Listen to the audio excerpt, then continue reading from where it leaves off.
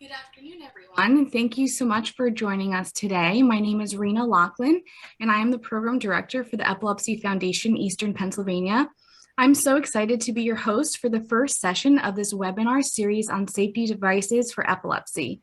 This webinar series is a result of a wonderful collaboration between the Epilepsy Foundation, Eastern PA, it'sYourEpilepsy.com, the Brain Recovery Project, and EquipMeOT. We know how important safety is for individuals diagnosed with epilepsy and their families, given the unpredictable nature of seizures and the other challenges that come along with the epilepsy journey. Just a reminder, your audio and video will be muted for the entirety of the webinar. This webinar will be re-recorded for future viewing. You will have the opportunity to ask questions via the chat box, and your questions will be asked to Lindsay after her presentation. So today we have the honor of having Lindsay DeLong present on maximizing safety and independence at home.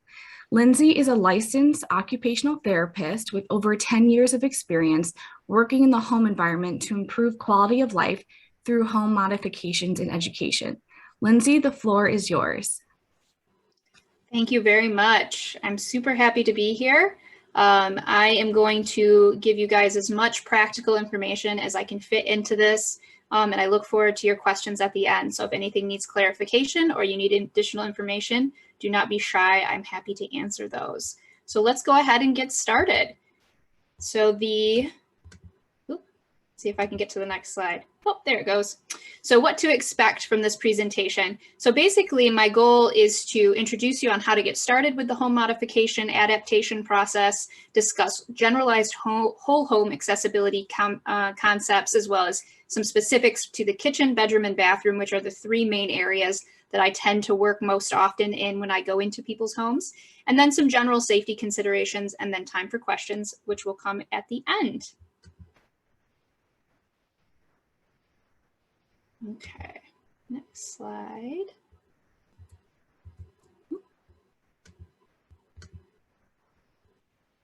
Marina, can you go ahead and go to the next slide for me? Thank you. So let's go ahead and get started with home modifications and equipment. And this is just a general place to jump off and get started.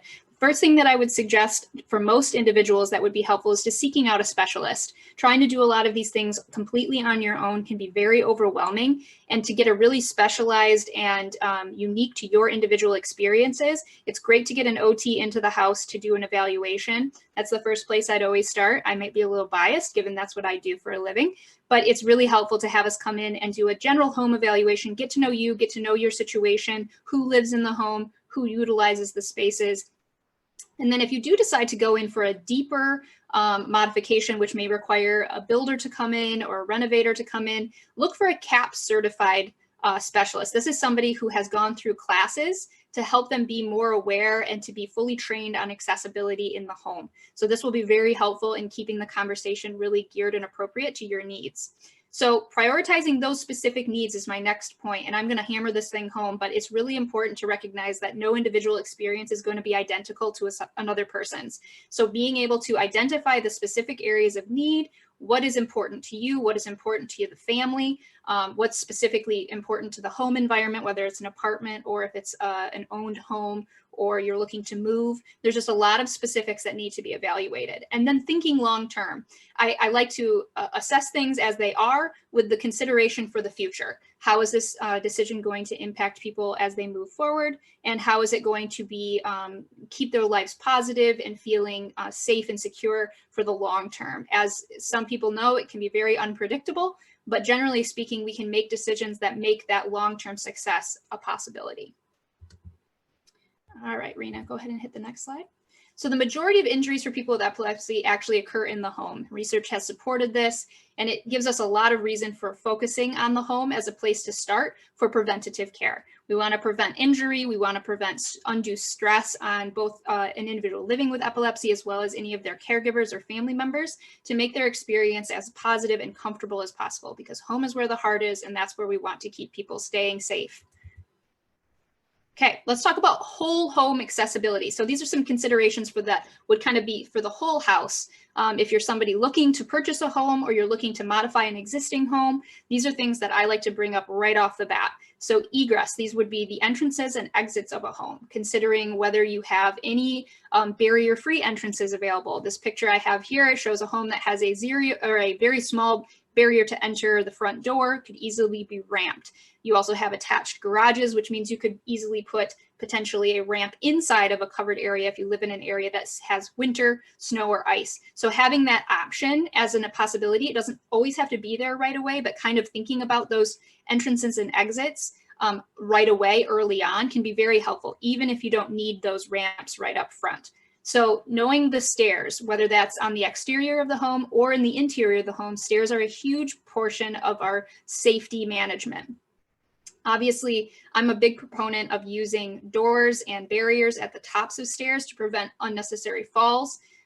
We use a lot of really, I've worked with several contractors that have helped us build really beautiful door gate systems that are half gates that are taller for adults to prevent accidental trips and stumbles down the stairs, but they're easily manageable and they go with the decoration of the home versus using kind of add-on child safety gates, which are okay for children, but as soon as somebody grows to an adult size, they don't become as secure. So considering that is certainly important.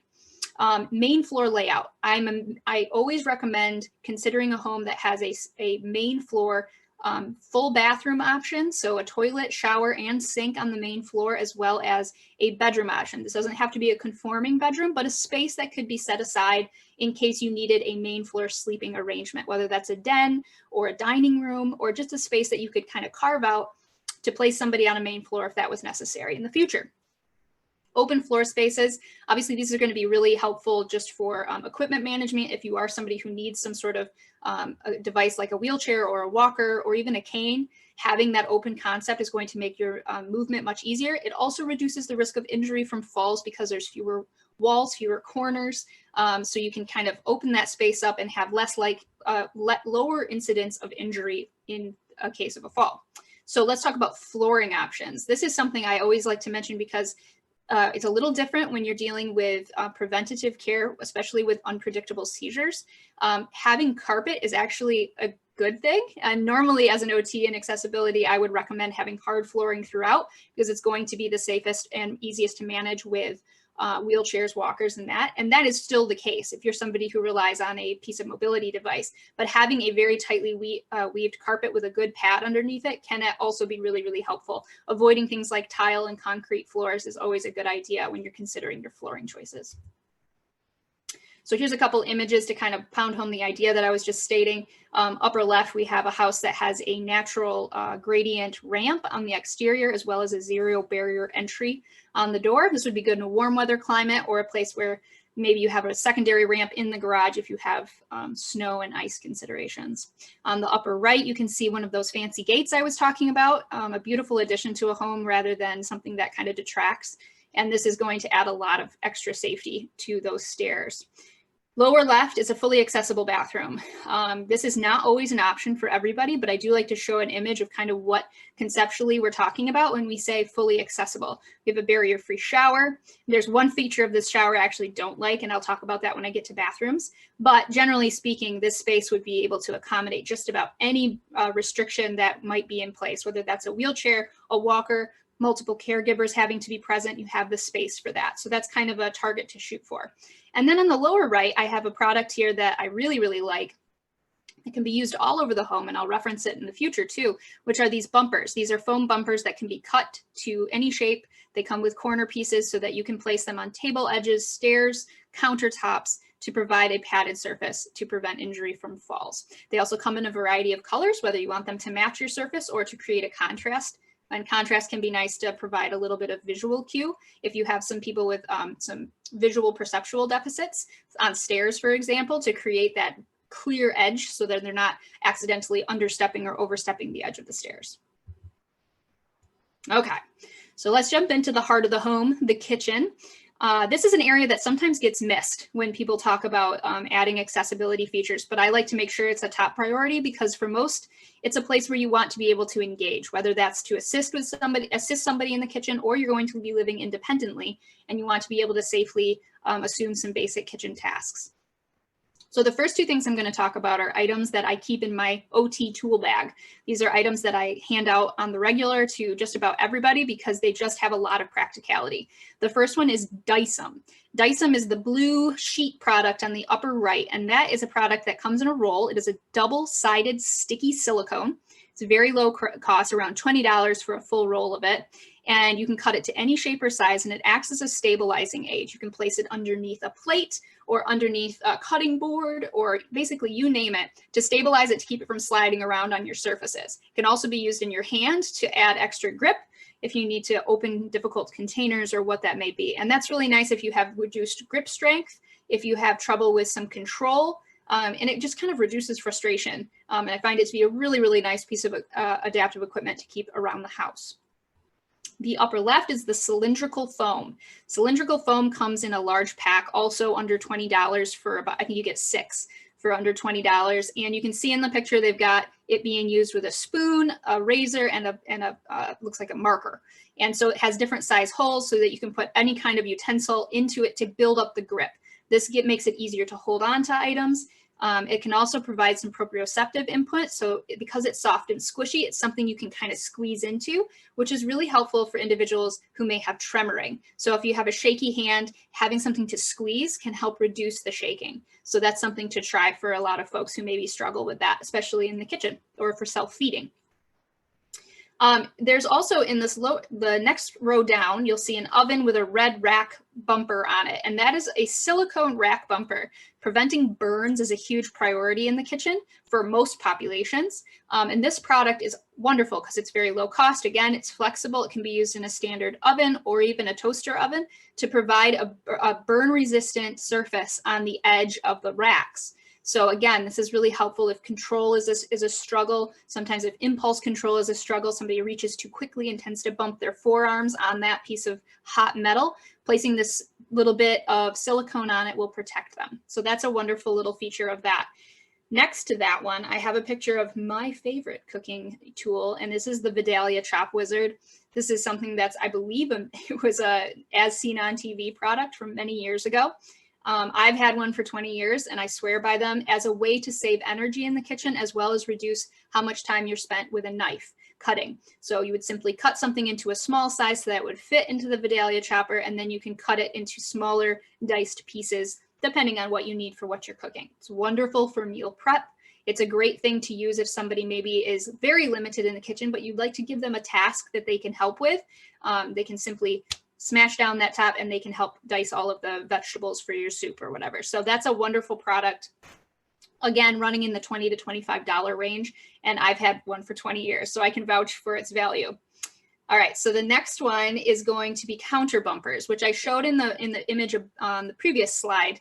Having something on those tough edges, especially if you have sharp edges on your counters, if you have sharp corners, reducing that sharpness by putting some bumpers on it can be hugely effective in reducing risk of injury or severe injury from an accidental stumble or a full-on fall. So having those in place is a great way to prevent that. All right, the two items I have in the bottom images are an auto shut-off tea kettle and an auto shut-off toaster oven. So the tea kettle is a wonderful option to make boiling water easier and safer. This particular one will boil your water, bring it to boiling, and then it will continue to boil for a little time after that. But if it is not dealt with soon, it will turn off on its own, reducing your risk of injury by burns or damage to your kitchen if you leave a pot of water boiling on the stove to just burn. This is also sealed so that the water cannot escape and the steam is not going to burn somebody. So it's just a really nice way to keep a safer option for boiling water. And boiling water is such an essential part of kitchen tasks. And then the toaster oven. I'm a huge proponent of toaster ovens as a more accessible option to the standard oven, as they can be placed in an area that's easier to reach. You can add the bumper on it so that you've reduced your burn risk a little bit more from using it.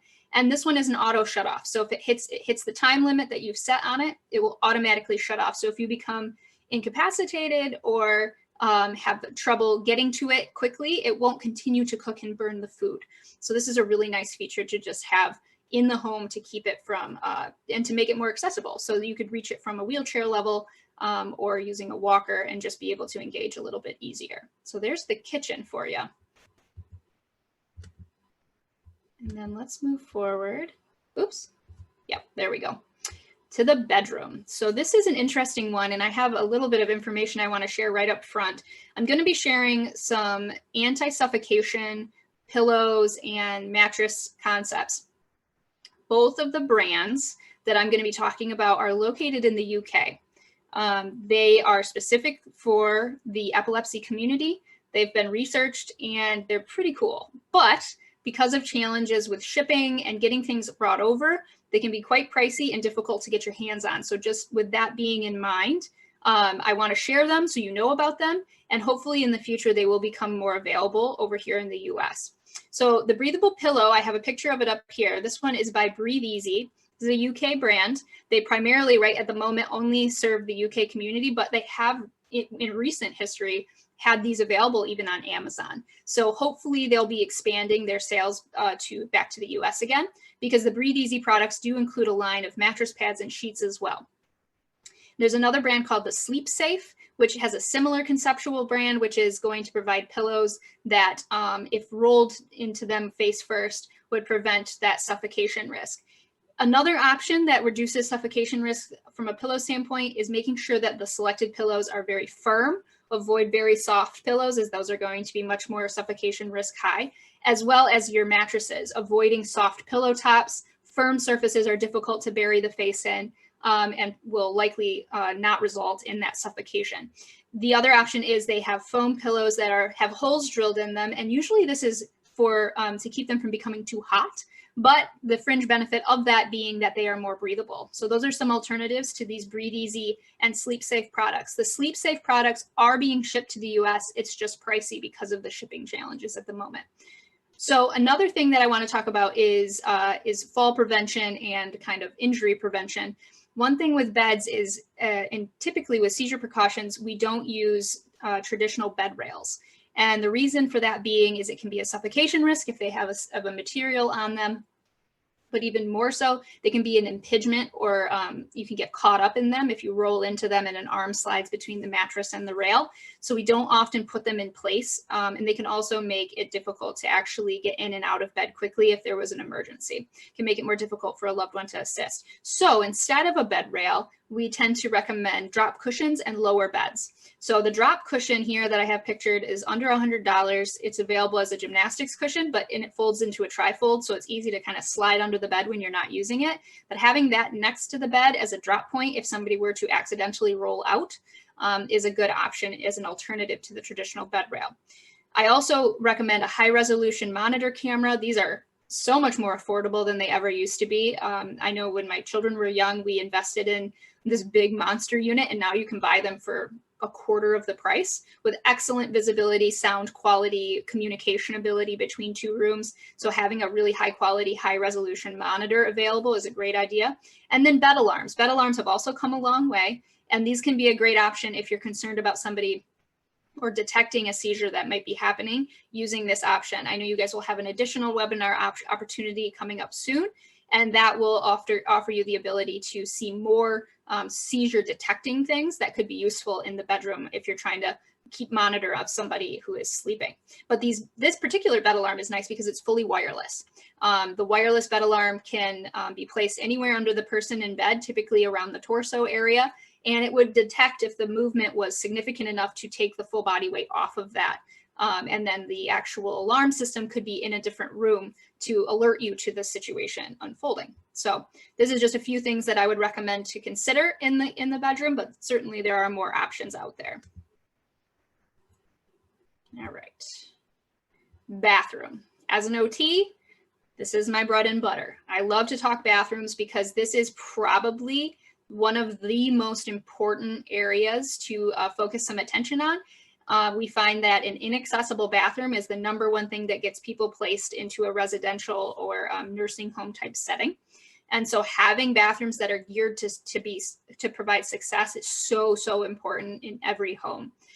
So low-cost bathroom tools. These are things that you can get and set up without having to do massive remodels.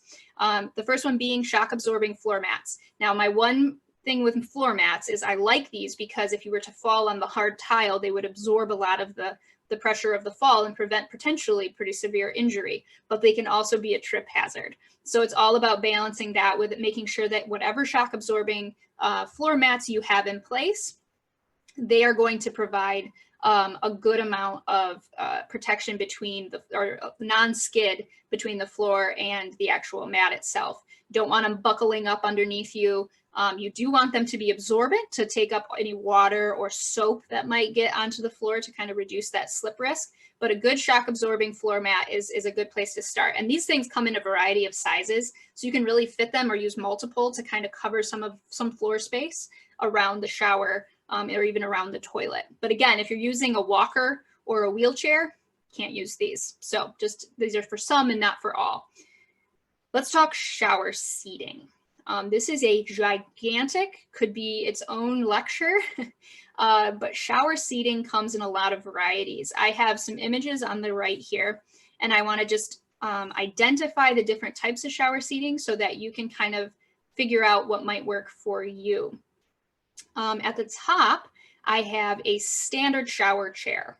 Okay, so a standard shower chair is defined by the sense that the entire chair fits within the confines of the tub or shower.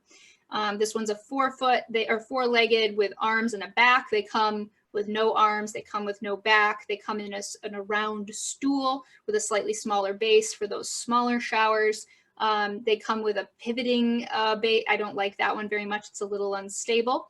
They come in beautiful varieties that are very stylistically pleasing. And in the picture I had before of the accessible bathroom, they had a folding down shower chair that was installed in the shower. That's a nice option if you're looking at doing some sort of more involved remodel of a bathroom. So a shower chair that fits all within the shower is going to be defined as that. The two images down below that are called tub transfer benches. These are going to actually sit partially within the shower and partially outside of the shower. So they are going to, the final third of it, so the area just beyond the backrest is supposed to sit outside of your shower. These are most practical in a tub shower combination, and they're meant to prevent somebody from having to step over the edge of their shower, whether that be because they are too weak to do that movement or unstable, or they need significant assistance to make the step over a shower bench or over the shower edge. All of these things could be reason why you would use a tub transfer bench. They are a little bit bulky. They take up a little more space. So depending on how your bathroom is laid out, you may have to figure that out a bit. But they're pretty affordable, and they can be super, super valuable in reducing fall risk as well as making the user more comfortable. If they're having a lot of anxiety about getting into the shower because they're fearful of falling, this can be a great way to reduce that fear. The seat below that is also a tub transfer bench, but this is a sliding tub transfer bench. They come with a sliding seat. This is going to be used in situations where somebody can't physically slide themselves over on the bench. This would be more in a situation where a caregiver is providing that assistance to get over into the shower. Nice thing about these is that they can also come with a pivoting option. So the seat will slide out and then pivot so that you're not having to make awkward turns and transitions as you get into the shower. Oops, I just lost my image here. There we go. There, we're back. So as far as sliding tub transfer benches go, another feature I like to point out to people that's really, really helpful is in some bathrooms, if the tub and the toilet are near each other, these sliding benches often come with a cutout that can turn them into a commode. So the sliding portion, the track, would reach all the way to the toilet, allow somebody to start on the toilet and then slide into the shower. This is more for somebody who's very physically limited and requires a lot more physical assistance, but these can be so helpful because they're much more affordable than a rolling commode chair, and they work for a lot of different folks. All right, so that's a little jump into the shower seating. One thing I will mention, I, as a therapist, don't love permanent shower seats. So if you're looking to upgrade your shower and the shower installation options that are provided to you all include a built-in shower seat, try and find one that doesn't have that. The reason being is those shower seats tend to be too far away from the shower head. They usually aren't the right height or depth or width. And typically they're not going to be, they're very slippery because a lot of times they're, smooth material, and generally they're not comfortable. So what they really ultimately do is take up a bunch of floor space that might be useful for a more appropriate shower seat. So try to avoid those built-in shower seats. And I also am not a big proponent of the tubs that you can walk into. They have a door on them and they have a seat. That's a whole nother lecture about me not liking those particular types of tubs. But just for reference, those two are not great options in this situation. All right, so let's jump over to doors. Bathroom door considerations are something that I think a lot of people overlook because doors on bathrooms tend to be with the narrowest doors in the house.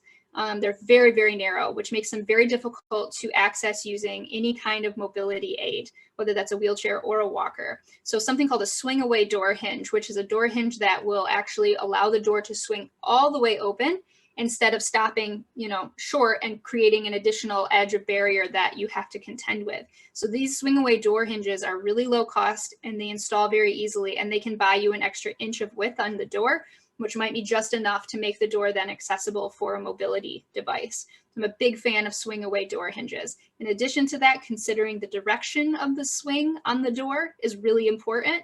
Anytime you're dealing with interior rooms where somebody could potentially fall or have a seizure that would cause them to block a door, you want to make sure that those doors swing out so that you're not running the risk of them blocking the door and not being able to be helped. So I always recommend these in the bedroom as well as in the bathroom or any other smaller space in the house. That can make a big difference in being able to gain access to somebody who is in need of help. All right, so this one's not so much an equipment, but another consideration for safety, and that's having a hot water limit on your water heater. Whether you have a tankless or a tanked water heater, having that limit on it will prevent accidental scalding in the shower. I have had situations where somebody had become incapacitated during a shower and fell forward and landed on the hot water or on the control and turned it all the way up, and by accident. And somebody came to help them relatively quickly, but even in that short time, they did end up with some mild burns on their back from the experience. So ever since then, I've been a huge proponent of making sure that any shower setup has the hot water limited to a temperature that would not produce scalding on the body. And that can be done without adding any specialty equipment. That's usually something that can be done with your existing hot water heater. All right, so another really low cost bathroom option are these non-slip floor stickers. And I recommend these over traditional non-stick mats or non-slip mats, I should say. Non-slip mats tend to be more of a trip hazard. They're hard to keep clean. The ones with all the little suction cups on the bottom that you see in the shower, they are actually meant to be pulled up and cleaned in your washing machine every single use, which most of us don't do.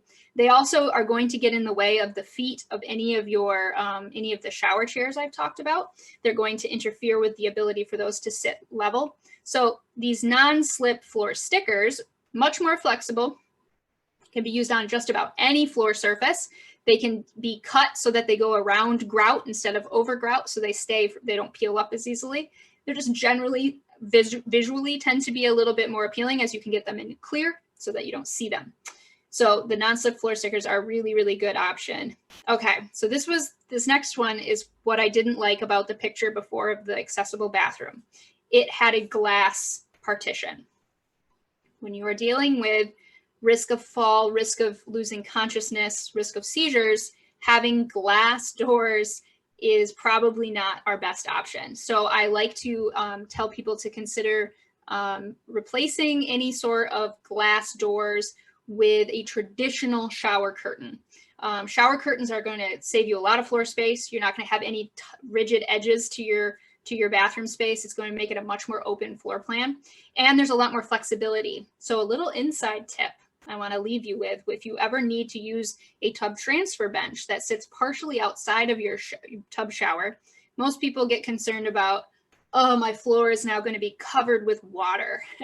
And the way to avoid that is to have a shower curtain, a low cost, dollar store shower curtain. And what you would do is cut a slit in the shower curtain that fits between the slats of your tub transfer bench at the portion that goes outside of the tub. And slide it between there. It'll keep the vast majority of the water from getting all over your floor. So that is why, another reason why I'm a huge proponent of just a standard shower curtain versus the glass. It's just a much easier thing to use with medical equipment.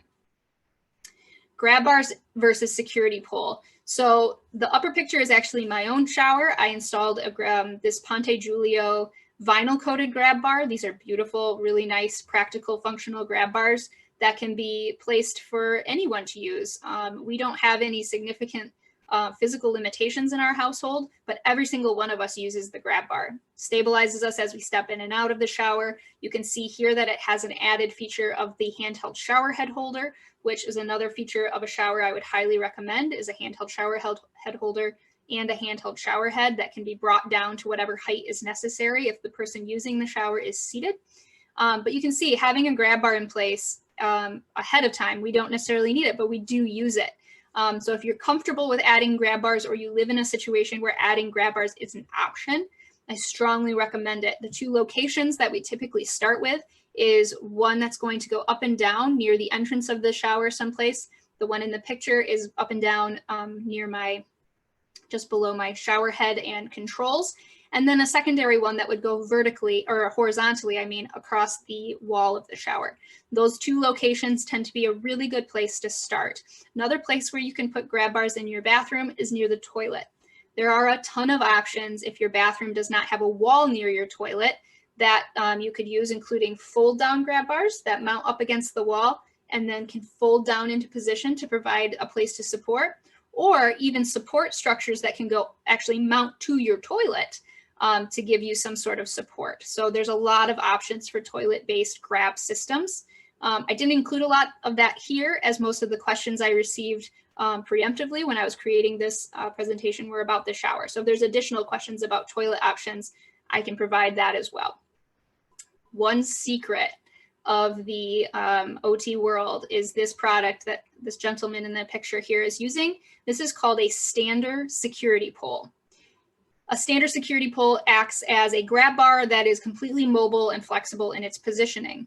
The floor to ceiling tension bar design, you simply extend it until it is tight against your floor and tight against your ceiling. And it doesn't require the addition of screws, although you can add it for additional security. It has rubber feet on the top and on the bottom to keep it really secure. The only caveat is the floor has to be level and the ceiling has to be level. And so it has this movable grab portion. This can be next to a bed. This can be in the bathroom near a shower. You have a lot of options for that. So I use this particular bar here for individuals who need additional flexible support. And again, it's going to be relatively low cost. It's going to cost a little more than a grab bar at around $150. Okay. Let's go to the next one here. There we go. So general safety. This is one that I have learned so much from working with the epilepsy community, the considerations and the thought that goes into keeping your loved ones and yourself safe is incredible. And so I have learned a lot, and I have, I'm going to share a few things here that I find to be particularly helpful, but I also want to make sure and make it clear that there's so much value in communicating with one another and within this community, because there are a ton of safety options when it comes to door locks and emergency systems for elopement risk, or just to help people have a safer existence within their home for supervision reasons. And so as far as door locks are concerned, I have typically found that you don't want to have door locking in the home as far as interior doors, because again, we want to avoid somebody not being easily accessed in case of emergency. So installing lockless interior doors whenever appropriate is a pretty safe bet. And then swinging outdoors, as I discussed with the bathroom, so making sure the doors swing out of the room instead of into the room, also extremely important for access reasons. Keyless entry systems. Keyless entry systems are usually touch code. Sometimes they work with Bluetooth and your phone. So if you get close enough to the lock system, it will unlock based on the phone. Some of them are thumbprint. I like the push button with a code. The nice thing about those is you can have multiple numbers programmed into it. And how I use this oftentimes is to have codes that are set up for emergency contacts. So having a code specific for emergencies allows somebody to gain access to the home without having a key. And that information would obviously be protected and it would be only for emergency use, but that's a really nice feature so that they're not having to bust down doors to get in to gain access to somebody who is having an emergency.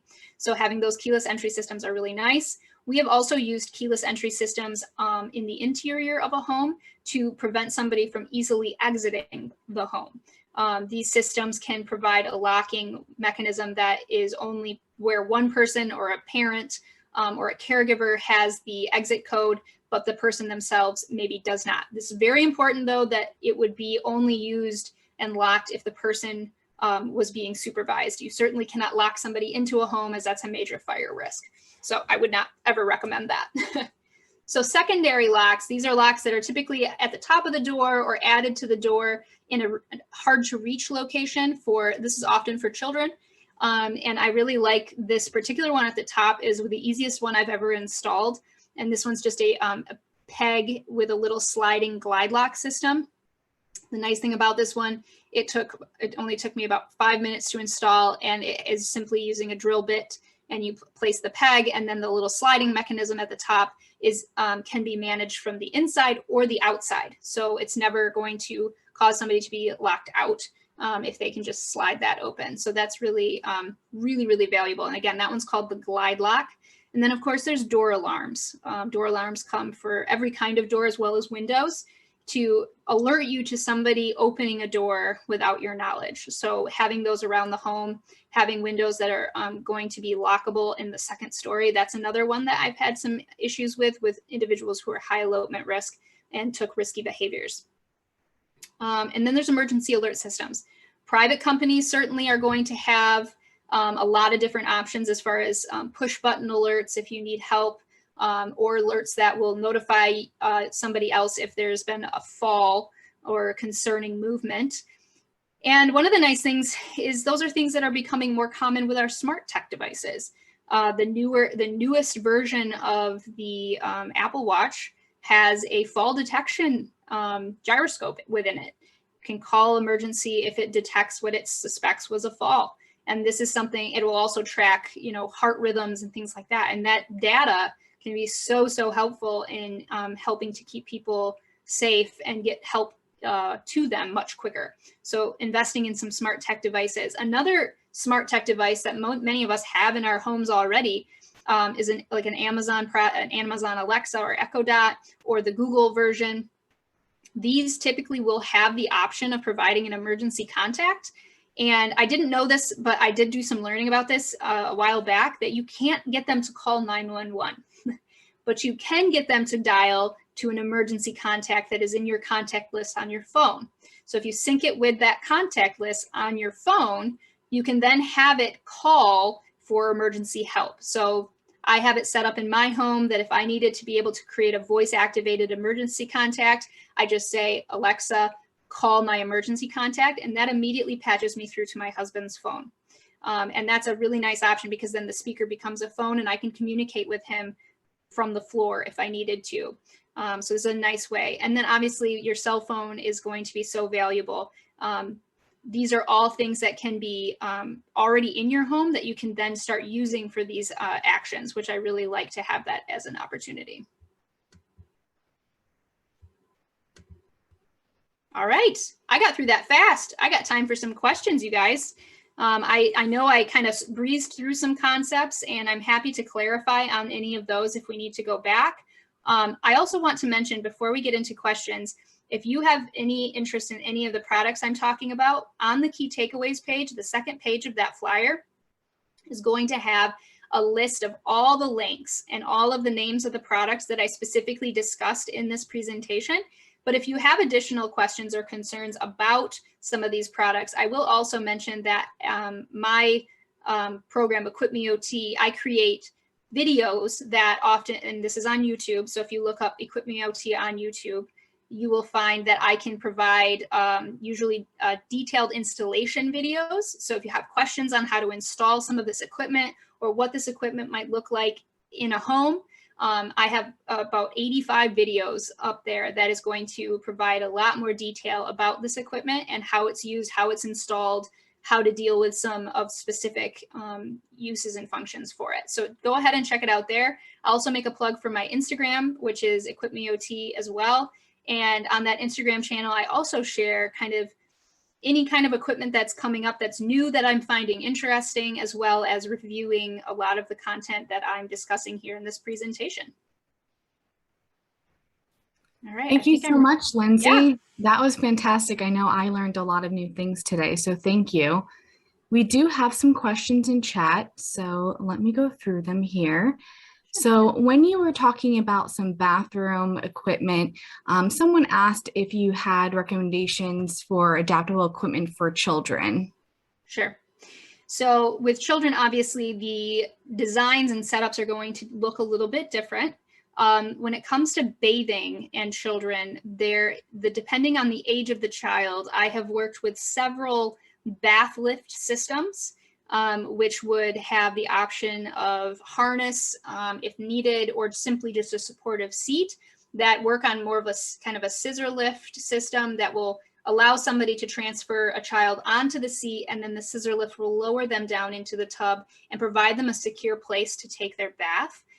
This is a great idea if you're dealing with kind of unpredictable seizure activity, because obviously you don't want to have a child run the risk of falling over in the tub. There are non-lift systems for the even younger children. I know some people rely on things like the bumpo seat style, where it's going to provide some support to the child so that they're more upright, depending on cord control, head control. There's a lot of things that you can do. Pediatrics is not my specialty, and I will say the best bet, if you're having trouble with these types of activities and your child and you have concerns, I would strongly recommend advocating for a referral to occupational therapy services in an outpatient or home-based setting, because they're going to be able to identify the specific needs of that individual child and be able to identify the appropriate equipment for their specific needs. So that's a little bit of a tricky one, and I know I didn't delve too deeply into pediatrics in this presentation, but that's part of the reason why. It is definitely a tricky one to be able to make general recommendations for. Great, thank you, Lindsay.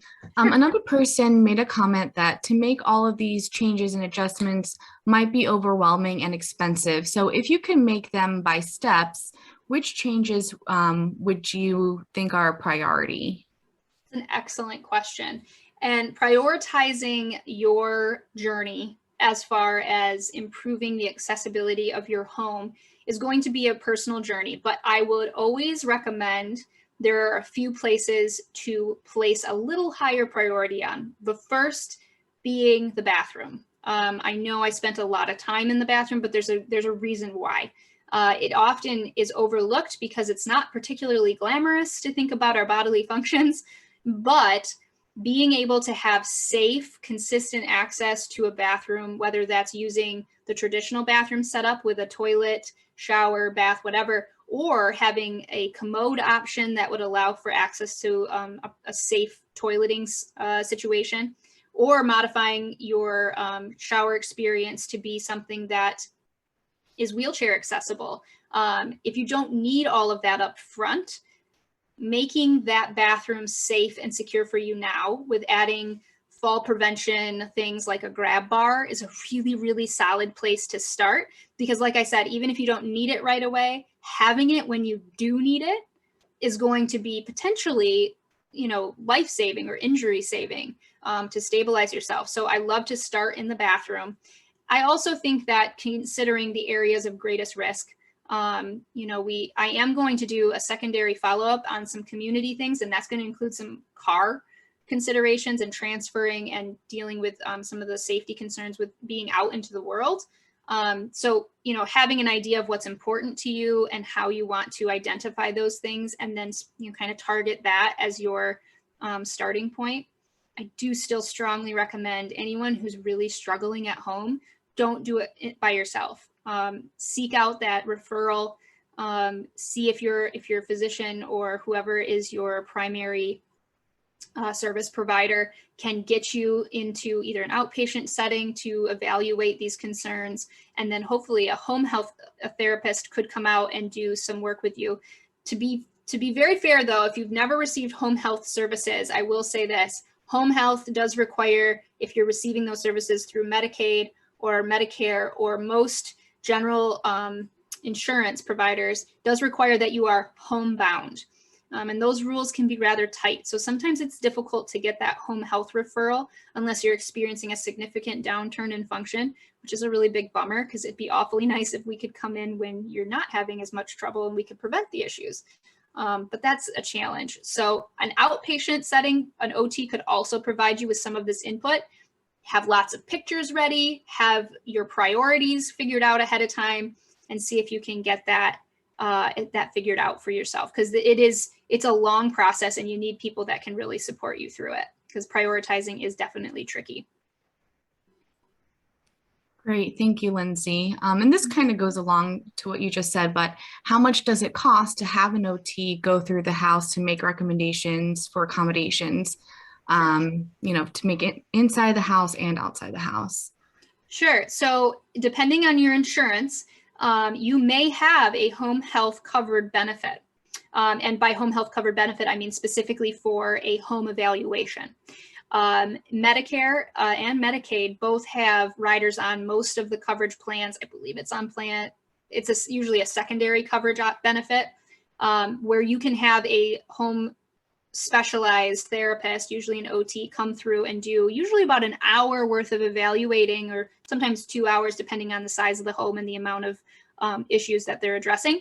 And that would be of no cost. However, if you sought to do it out of pocket, which many people will if they choose a therapist that they really want to work with, and those typically are around $100 an hour, sometimes $200. It really depends on the region you're in. Certain states are going to be more, cities and states are going to be more expensive than others. And people who carry a lot more specialized knowledge are certainly going to charge a little bit more. But I'd say you're probably looking at around $100 to $200 an hour.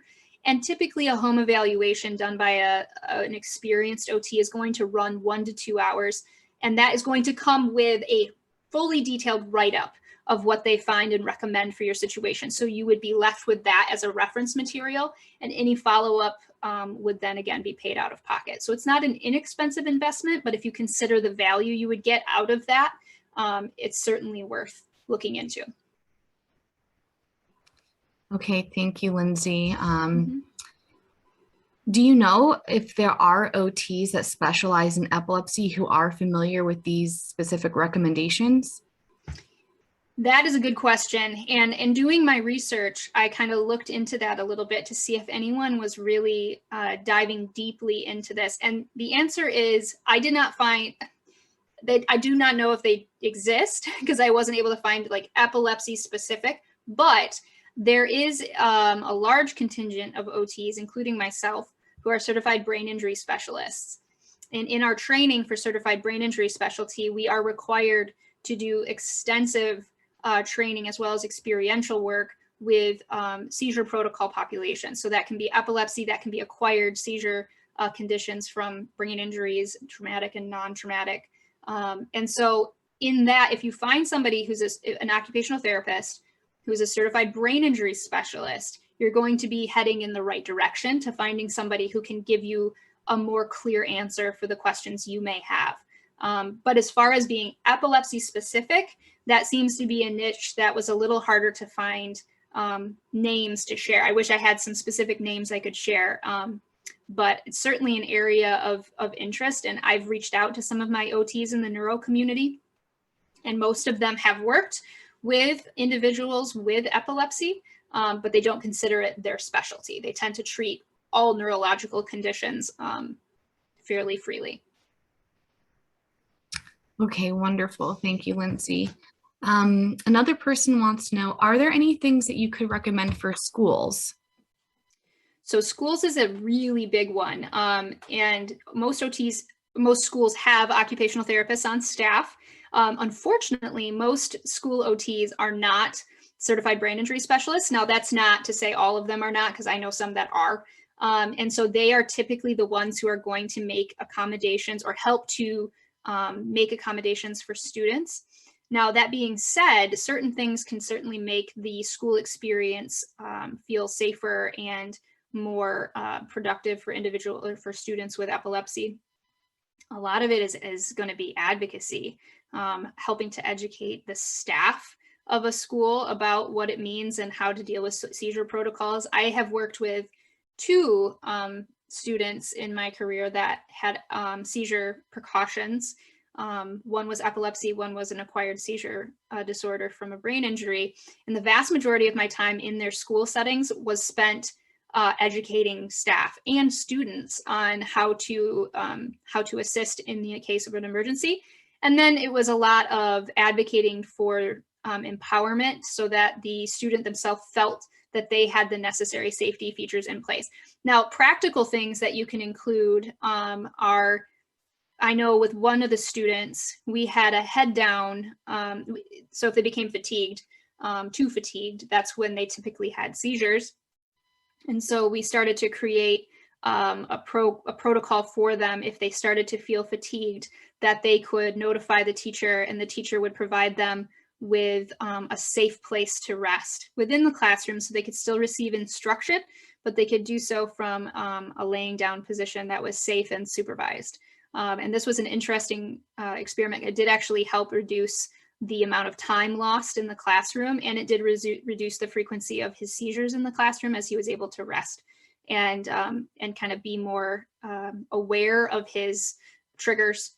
We also work a lot with lighting and sensory, so making sure that there's not any major triggers in the classroom, making light more appropriate, reducing fluorescent overheads, whether it was noise, providing noise canceling headphones for noise breaks. There's a lot of things that can be done in a classroom setting that also can be done in the home setting that can make sure that people are more successful in those various environments. Wonderful. I don't see any other questions in chat, so this is your time for any last minute questions. Please put them in chat. We'll give everyone about a minute.